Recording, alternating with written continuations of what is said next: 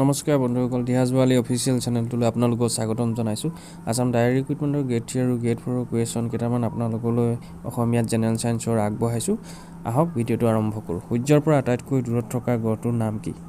উত্তৰ হ'ব শনি। সৌৰজগতৰ কেন্দ্ৰ কি? সৌৰজগতৰ কেন্দ্ৰ হৈছে সূৰ্য। মহাকাশলৈ প্ৰথম পানী কঢ়িয়াই নিয়া মহাকাশ যানখনৰ নাম কি?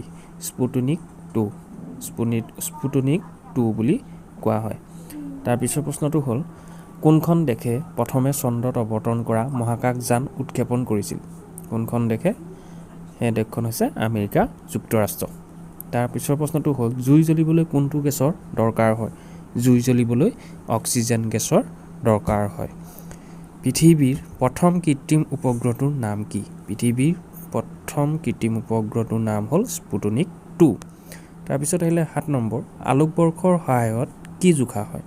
আলোকবৰ্ষৰ সহায়ত পোহৰে এবছৰত অতিক্ৰম কৰা দূৰত্বক আলোকবৰ্ষৰে জোখা হয়।